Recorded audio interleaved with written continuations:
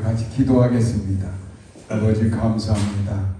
오늘 부족한 종을 이 자리에 세우신 것은 아버지께서 이 자리에 앉아있는 귀한 주의 자녀들에게 하늘의 비밀과 하나님의 뜻을 나타나시기 위해서 부족한 종의 입술을 벌려 주를 증언하게 하시기 위하여 세우신 줄 믿사오니 오늘 주님 부족한 종의 모든 입술을 주장하여 주셔서 우리 성도들 심령마다의 하나님의 온전한 생명의 말씀만이 나타나게 하여 주시옵소서. 그래 오늘 이 말씀이 저들의 심령에 파고 들어가서 질병도 고치고 마음도 고치고 온전한 새 사람으로 변화시키는 능력이 오늘도 이 말씀을 통하여 나타나게 하여 주시옵소서. 예수님 이름으로 감사기도하옵나이다. 아멘. 할렐루야. 오늘도 주님의 은혜가 여러분과 함께 하시기를 기원합니다. 우리가 성경을 가지고 있습니다마는 이 성경을 우리는 하나님의 말씀이라고 하죠. 하나님께서 주신 말씀이다 이런 뜻이에요.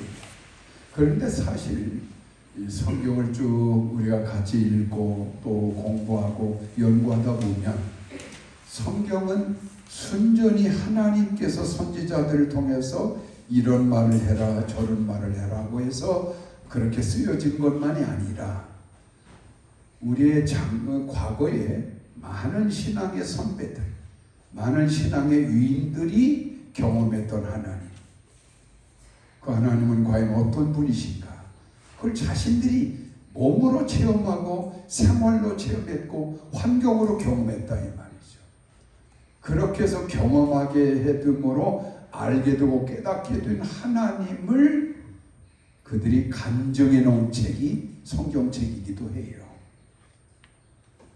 그리고 오늘 다윗은 내가 지금까지 하나님에 대해서 경험하고 체험한 이 은혜가 얼마나 많은지 뭐라고 되어 있어요? 그 5절을 읽어봅시다. 시작.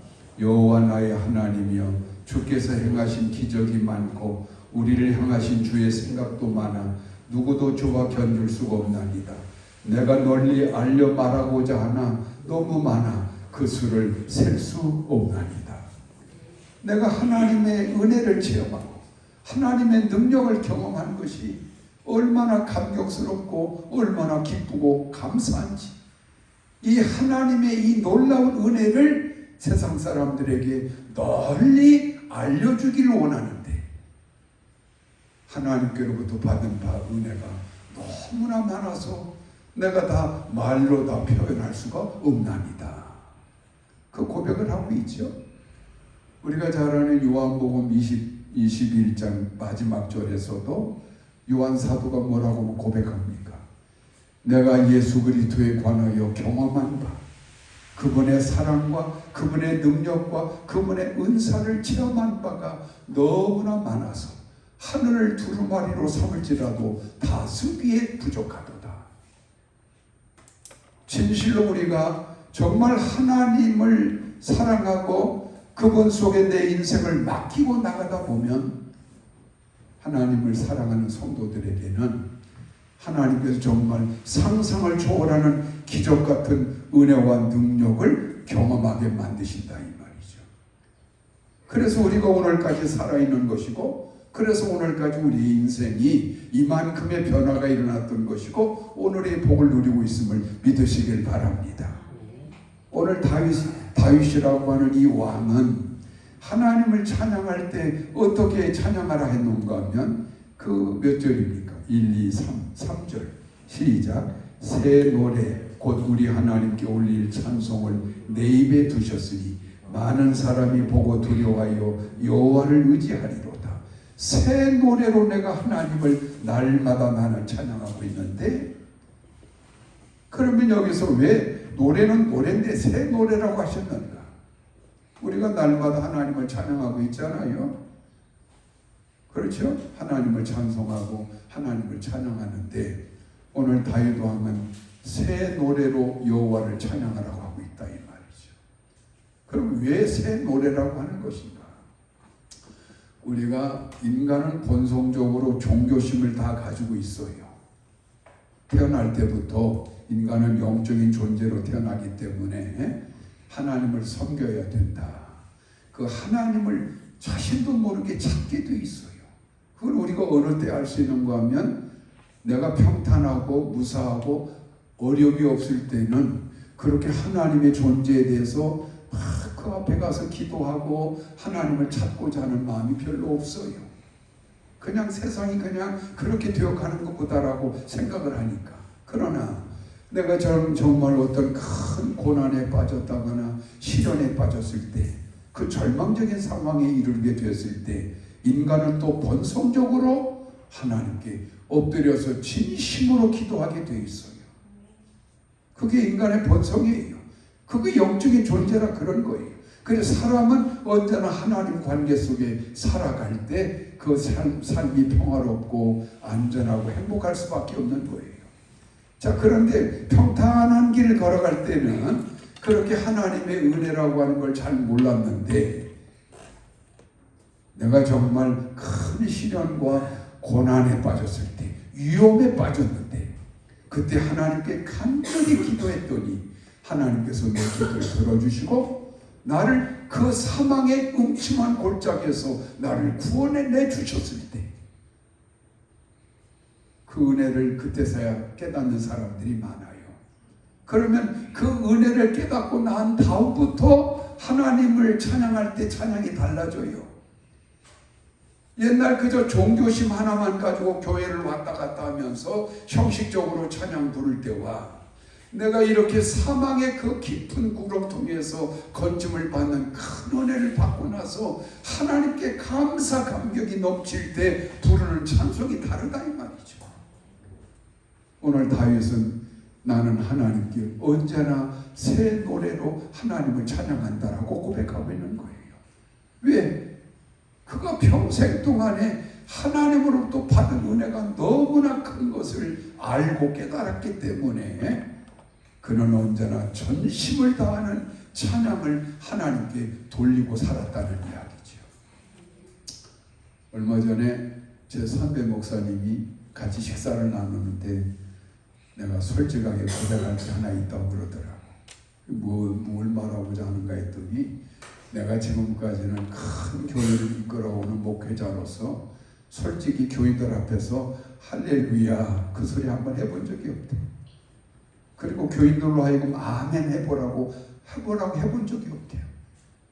그냥 나는 설교 잘하니까 교인들한테 멋있는 설교하고 끝난다고만 생각하고 하나님의 은혜고 뭐고 그런 것도 사실 별로 느끼지도 못하고 살아왔다는 거예요.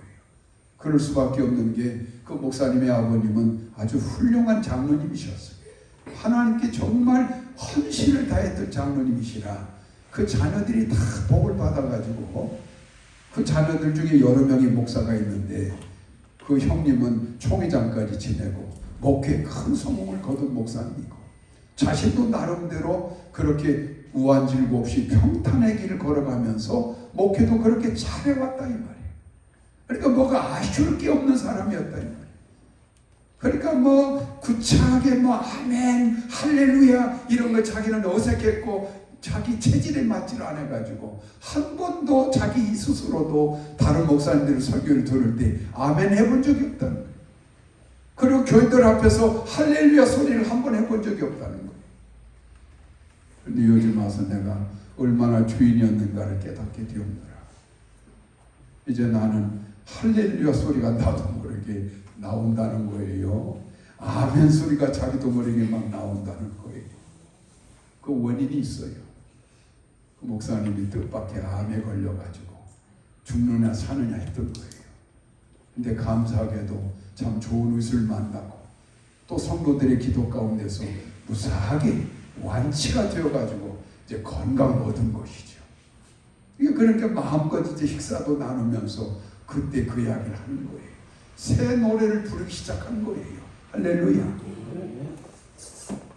여러분 우리가 고난도 한 번씩 겪어볼 필요가 있어요. 사람이 한 번씩 아파도 볼 필요가 있어요. 한 번씩 크게 막히고 어려움도 당해볼 필요가 있어요. 그 절망적인 상황에서 우리가 정말 하나님 앞에 전심으로 기도하다가 하나님의 응답을 받고 은혜를 체험하게 되면요, 우리 노래가 달라져요. 할렐루야. 우리 기도가 달라져요. 이제는 정말 하나님은 이런 분이시구나. 그 은혜 앞에 얼마나 감사감격하여 전심을 다해서 이제는 하나님을 찬양하는 사람이 된다 이 말이죠. 그래서 오늘 말씀의 제목을 뭐라고 했어요? 새 노래. 이제 우리 성도들은요, 옛날처럼 그렇게 되나 못되나 형식적인 예배에 그런 기도 이제 그만두세요. 이제는 정말 하나님 앞에 새 마음을 가지고 하나님을 찬양하고 하나님께 그런 기도를 드리며 살아가야 이게 진정한 복 있는 성도의 길이 열려지게 된다 하는 이야기예요. 할렐루야. 그렇다면 오늘 다윗 왕은 도대체 그가 경험한 하나님의 은혜들이 얼마나 많기에 무엇을 가지고 말하는 것인가? 우리는 잘 알지 않아요? 다윗 왕이 사울 왕의 시기와 질투를 받아가지고 얼마나 쫓겨다녔습니까? 10년 동안을 쫓겨다녔어요. 죽을 위기를 얼마나 많이 겪었는가 뭐. 이스라엘 땅은 우리가 아는 것처럼 작은 나라입니다. 우리나라 전라남도 정도 크기밖에 안 돼요. 그 작은 나라예요. 그런데 다윗 왕이 사울 왕에게 쫓겨다닐 때 어디에서 쫓겨다녔는가 하면 십광야에서 쫓겨다녔어요. 그러면 그 작은 나라에서 광야, 십광야라고 하는 이게 얼마나 높겠습니까? 별로 높지 않은 광야예요. 거기서 사울 왕이 3,000명이나 되는 군대를 이끌고 다윗을 잡아 죽이겠다라고 360을 쫓아다녔다 이 말이죠. 그러니 한마디로 다윗의 목숨은 파리 목숨의 상태였어요. 언제 죽을 줄 모르는 상황이었어요. 그런데 그럴 때마다 하나님이 신비한 방식으로 다윗을 구원해내셔가지고 결국에는 이스라엘의 왕이 되게까지 만들어버렸다 이 말이죠. 결정적인 사건이 하나 있어요. 사울 왕이 3,000명의 군대를 이끌고 십광야에서 숨어지는 다윗을 잡아 죽이기 위해서 진을 치고 그야말로 토끼몰이 하듯이 다윗을 찾아가고 있는 상황이에요. 그날은 정말 다윗은 여지없이 사울 왕에게 잡혀서 목숨을 잃을 상황에 이르게 되었어요. 눈앞에 사울의 군대가 바로 치고 다가오는 걸 다윗이 봤어요. 이제 죽었구나. 그때 다윗이 할 수 있는 건 뭐겠어요? 하나님 나를 구원해 주십시오. 하나님 나를 지켜주십시오. 간절히 기도하는 것밖에 없겠죠. 그런데 갑자기 다윗을 쫓던 사울 왕에게 전령 병사 하나가 말을 타고 정신없이 달려와서 왕에게 보고합니다. 왕이시여, 블레셋 군대가 지금 이스라엘 땅으로 침범해 들어오고 있습니다. 빨리 군사를 돌려야 되겠습니다. 다윗 하나 잡자고 나라를 망해먹을 수는 없잖아요. 그래서 할 수 없이 사울 왕이 3,000명의 군대를 이끌고 다시 전쟁터로 나감으로써 다윗이 그 위기에서 구원을 받게 되는 장면도 있어요. 그 정도로 하나님이 위기 때마다 다윗을 구해주시고 구해주셨다는 것이죠. 한 번은 다윗이 십광야에서 사울 왕을 피해 다니기가 너무나 어려우니까 도대체 갈 곳이 없으니까 할 수 없이 그 이스라엘의 적군 나라인 블레셋 땅으로 도망을 쳤어요. 그래서 왕궁이 있는 가드까지 들어간 거예요. 변장을 하고. 그리고 들어가서 내가 이곳에서 살게 되면 더 이상 사울 왕이 남의 나라이니까 여기까지 쫓아오지 못하리라 생각하고 갔는데 블레셋 군인들이 다윗을 당장에 알아본 거예요. 아무리 변장을 했어도 지금까지 블레셋과 이스라엘과의 전쟁터에서 다윗이라고 하는 용맹한 장군이 얼마나 많은 이 블레셋 군인들을 죽음에 이르게 만들었고 전쟁에서 패배하게 만드는가 유명한 장수가 다윗이라 이 말이죠. 그러니 그 병사들이 몰라보겠습니까? 당장에 다윗을 호위해가지고 이 변장한 다윗을 잡아들입니다. 잡습니다. 그리고는 왕에게 끌고 갑니다. 가드에 있는 블레셋 왕에게 다윗이 끌려가요. 여러분, 그 왕에게 끌려갔을 때 이 적군의 장군 중인 장군이 이 다윗인데 그 사람 어떻게 두겠습니까? 가만 놔두겠어요? 어마어마하게 그를 매질하고 고통 중에 있게 한 다음에 목을 잘라서 참수당할 수밖에 없는 상황이 온 거예요. 그때 다윗은 하나님 앞에 간절히 마음으로 기도합니다. 언제나 나와 함께 하셨던 아버지, 이 블레셋 왕으로부터 나를 구해 주시옵소서. 방법이 없어요. 군인들에게 둘러싸여 있고 왕이 그 앞에 앉아 있고 다윗이 어디로 도망을 치겠습니까? 이건 절대절명의 죽음의 순간이에요. 다윗의 그 기도를 하나님이 들으셨는지 갑자기 다윗의 마음속에 한 가지 지혜가 떠오르는 거예요. 그게 뭐였느냐? 미친 척하자. 이래가지고 다윗이 갑자기 막 침을 질질질 흘리면서 그 방 바닥을 막 손으로 긁어대고 미친 사람 흉내를 막 냈다 이 말이죠. 여러분, 다윗이 무슨 연기자입니까? 아무리 다윗이 순간적으로 미친 사람 역할을 한다 할지라도 누가 거기에 속겠어요. 그런데 하나님께서 블레셋 왕의 눈을 멀게 해버린 거예요. 흐리게 해버린 거예요. 군인들의 눈을 흐리게 해버린 거예요. 그러니까 다윗이 진짜 미친 사람으로 보인 거예요. 그래서 이 다윗 블레셋 왕이 화를 벌떡 내면서, 아니 이 나라에 미친 사람이 적어서 저런 미친 자를 잡아왔느냐, 내쫓아버리라. 이래가지고 결국 다윗이 그 위기를 벗어날 수가 있게 된 거예요. 누가 살려줬어요? 하나님이 살려준 거예요. 그러니 다윗의 입에서 새 노래가 나오겠어요? 안 나오겠어요? 하나님만 생각하면 정말 내 생명의 주인이시고 하나님의 능력과 권능은 무엇이든지 이룰 수 있는 분이라고 하는 걸 확실히 믿게 되니까 어떻게 하나님을 형식적으로 가식적으로 찬양할 수 있겠느냐 이 말이죠. 그렇지 않겠어요?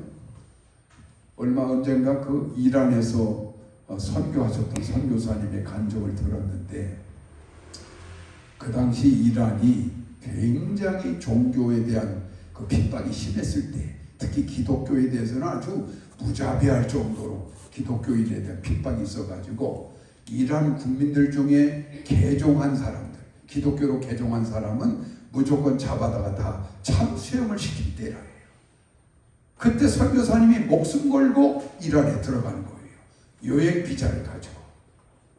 그래서 비밀리에 그 이란 사람들에게 예수의 복음을 전해가지고 한 사람 한 사람 청년들부터 시작을 해가지고 예수 믿게 하는 이 전도 일을 하는데, 어느 날 갑자기 이란 정부에서 뭘 공포했는가 하면 기독교인들을 다 색출해서 죽여라. 근데 이게 나온 거예요.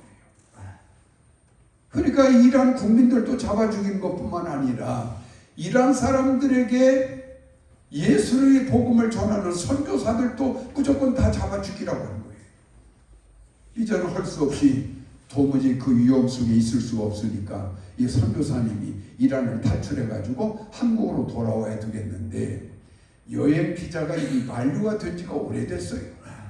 여행 비자는 되게 3개월밖에 안 내주는데 여기서 몇 년 동안을 선교사님 머물면서 비밀리에 복음을 전해왔던 거 아닙니까? 공항을 통해서 나가긴 나가야 되겠는데 이미 비자가 만료가 돼 있으니 보나마나 잡힐 것이고, 잡히면 고문을 당하다가 선교사로 밝혀지면 처형당하는 거, 100% 그렇게 되는 것이죠. 선교사님이 할 수 없이 하나님께 엎드려 기도합니다. 하나님, 할 수 없이 이 한 공항을 통해서 제가 이 이란을 탈출하고자 하는데 하나님이 저를 지켜주십시오. 심사원의 눈을 멀게 하셔서 내가 무사히 공항을 출국을 할 수 있도록 저를 도와달라고 얼마나 기도했겠어요. 그러고는 뻔뻔하게 그 이미 지나간 비자 이 여권을 들고 공항으로 간 거예요. 심사대 앞에 이 여권을 딱 내밀었어요. 그 사람이 쭉 살피면서 어디서 왔습니까? 한국에서 왔습니다.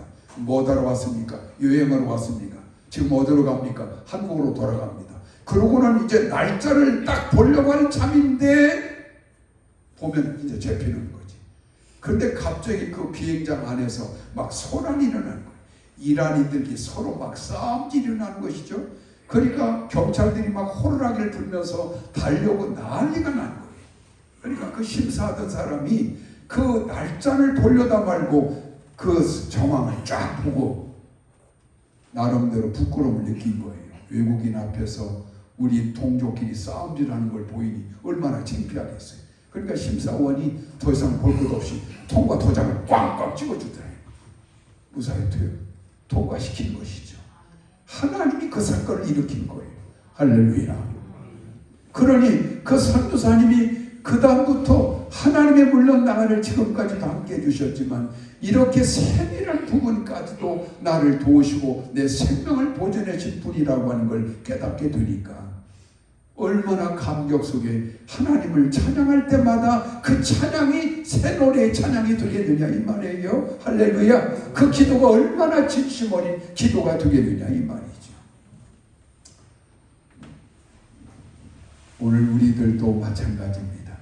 오늘 저와 여러분도 오늘 여기까지 우리 인생에 살아와진 이 모든 과정에 사실은 하나님의 보이지 않는 그 개입이 계속 있어 왔어요. 여러분의 위기 속에서 여러분의 생명을 보존해 주셨고 그 고난과 역경 중에서 여러분과 하여금 인생의 탈출구도 열어주셨고 그래서 오늘 이만큼 아름다운 인생을 여러분이 살고 있는 것은 하나님이 여러분과 함께 해주셨음을 믿으시길 바랍니다. 그렇다면 우리도 하나님을 예배할 때 어떻게 예배해야 되겠어요? 새 마음을 가지고 하나님을 예배해야 돼요. 거짓된 마음 가지고 해서는 안 돼요. 형식의 마음 가지고 기도하려고 하지 마세요. 오늘 여기 본문에서도 하나님께서 뭘 싫어하신다고 그랬는가 하면 제사를 싫어하지 않으시. 제사를 싫어한다고 그랬어요. 그 6절을 읽어보겠습니다. 6절 시작. 주께서 내 귀를 통하여 내게 들려주시기를 제사와 예물을 기뻐하지 아니하시며 번제와 속죄를 요구하지 아니하신다 하신지라. 왜 하나님이 제사를 싫어하십니까? 왜 예물을 싫어하십니까? 원래 하나님께 제사를 지내게 된 원인도 하나님께 예물을 드리게 된 것도 하나님이 율법을 통해서 제사를 지내라 해서 제사를 지내게 된 것이고 예물을 드리라고 해서 드리게 된 거예요. 그런데 왜 하나님이 드리라고 하는 제사를 싫어하시고 왜 그 예물을 받기를 거절하시느냐? 뭐 때문에 그럴까요? 거짓된 마음으로 아무 의식 없이 형식으로 드리는 예배니까 그걸 안 받겠다는 거예요. 우리가 가인과 아벨의 이야기를 잘 알죠. 아벨의 이 제사를 하나님이 받으셨는데 가인의 제사는 하나님이 받지 않았다. 그러니까 아벨은 하나님마다 되어지고 형통의 길 걸어가고 축복의 길 걸어가는데 가인은 되는 일이 없어요. 우완지고만 시달려요. 그러니까 동생을 시기해가지고 형 가인이 결국 아벨을 죽이는 사건이 일어나죠. 그러면 왜 하나님께서는 아벨의 제사는 받았고 가인의 제사는 받지 않았습니까? 아벨은 양을 키우는 목축업자였어요. 그래서 하나님께 제사를 지낼 때 양의 피를 가지고 제사를 지냈어요. 아벨은 농사짓는 농사꾼이었어요. 그러니까 하나님께 제사를 지낼 때 곡물을 가지고 하나님께 예물로 드렸어요. 그래서 옛날 많은 목사님들은 이 내용을 잘못 오해를 해가지고 어떻게 아벨의 제사와 가인의 제사를 설명했는가 하면 아벨은 피로서 드렸기 때문에 피의 제사를 하나님이 받으신 것이고 가인의 제사는 곡물의 제사이기 때문에 받지 않았다. 예수의 피의 제사 이걸 갖다가 연결시켜가지고 무리하게 해석하는 목사님들이 옛날에 많았었어요. 요즘은 뭐 어떤가는 모르지만 그건 잘못된 거죠. 아벨의 제사는 왜 받았고 가인의 제사는 왜 받지 않았는가 하면 가인은 가식과 형식으로 예배를 드렸어요. 아벨은 자신의 첫째 양, 순양 1년 된 양을 정성껏 잡아서 하나님께 진심으로 감사함으로 예물을 드렸던 사람이에요. 그러니까 하나님은 가인의 마음을 아벨의 마음을 받아주신 것이고 가인의 가식과 형식은 버리신 거라 이 말이죠. 원인은 거기에 있는 거예요. 그래서 오늘날 우리 성도들이 하나님께 정말 인정받는 그리스도인의 길을 걸어가야만 하나님이 그 사람을 정말 복 주시고 은혜 주시고 그런 위기에 빠졌을 때마다 우리를 구원해 주실 것인데, 과연 어떤 사람을 그 위기에서마다 구원해 주시고 어떤 사람에게 그런 복을 주시느냐. 오늘 다윗은 본문을 통해서 그 고백을 합니다. 어디 읽어보겠습니다. 4절 시작. 여호와를 의지하고 교만한 자와 거짓에 치우치지 않는 자를 돌아보지 아니하는 자는 복이 있도다. 교만하고, 그렇죠? 거짓에 치우치는 사람들, 이 사람들은 하나님께 그런 복을 받을 생각을 말아야 돼요. 그 대신에 하나님만을 진실로 의지하고, 그 다음에 마지막 8절 읽어보겠습니다. 8절 시작. 나의 하나님이여 내가 주의 뜻 행하기를 즐기오니 주의 법이 나의 심중에 있나이다 하였나이다. 항상 내 안에 하나님의 법이 있다라고 하는 것은 날마다 하나님을 의식하고 하나님을 생각해요. 어디 여러분 한번 여쭤봅시다. 지난 일주일 동안 여러분이 나름대로 열심히 하나님을 섬긴다고 하지만 정말 일주일 내내 내가 매일의 삶 속에서 이럴 때는 우리 주님은 어떻게 생각하실까? 내가 이렇게 하는 걸 주님이 기뻐하실까? 싫어하실까? 이런 마음을 한 번씩이라도 먹어본 적이 있고, 내가 하루에 아침 단 몇 분 동안이라도 기도로서 하루를 시작했고, 하루를 마치고 저녁에 잠들기 전에 단 몇 분만이라도 기도로서 한 주간을 보냈으면 손 들어보세요. 할렐루야. 손 안 드신 분들은 전혀 하나님 생각해 본 적도 없고 의식하지도 않고 하루 종일 기도 한 번 하지 않고 지냈다라고 하고, 나는 그렇게 생각하지 않습니다. 그냥 앉는 줄로 믿습니다. 아멘도 없는 거 보니까 진짜인가 보네. 진짜요? 정말 일주일 동안 하나님을 생각 한 번도 안 해봤어? 내가 이렇게 하면 주님이 기뻐할까 싫어할까 생각해 본 적도 없어? 하다못해 밥 먹으면서 기도도 안 해봤나? 그러지 않을 줄로 믿습니다. 아멘. 다행이네. 아멘 소리가 나야 나는 믿어. 아멘 소리 안 나면 나는 믿음이 안 가. 자꾸 아멘도 자꾸 하고 할렐루야도 해야 이게 새 노래가 되는 거예요. 할렐루야.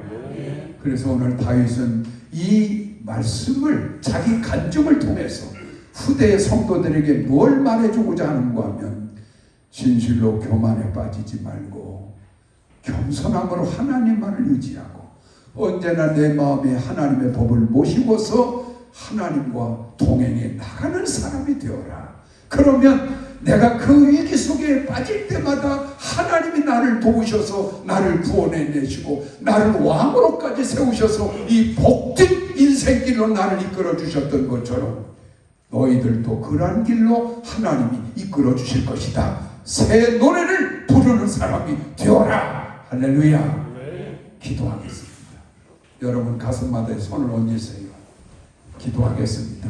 아버지 감사합니다. 저들이 가슴에 손을 얹었습니다. 저들이 심령적으로 하나님을 진실로 사랑하고 거짓없는 마음으로 하나님과 함께하기를 원하는 마음으로 가슴에 손을 얹고 이 시간 기도하오니 아버지 저들의 마음을 받아주시고 성령의 역사를 통하여 진실로 하나님을 새 노래로 찬양하며 영광 돌리며 항상 깨어 기도하며 하나님을 거짓없는 마음으로 섬겨나가는 아름다운 자녀들이 되어서 저들이 오늘날 어떤 환경 어떤 올무에 빠져있든 간에 하나님 저들을 지켜주옵소서. 생명을 지켜주옵소서. 환경을 복되게 하여 주시옵소서. 그래야 아버지 하나님과 함께하는 자녀의 삶이 얼마나 복된 삶인가를 경험하며 간증할 수 있는 주의 자녀들 되게 하여 주시옵소서. 예수님 이름으로 감사기도 하옵나이다. 아멘.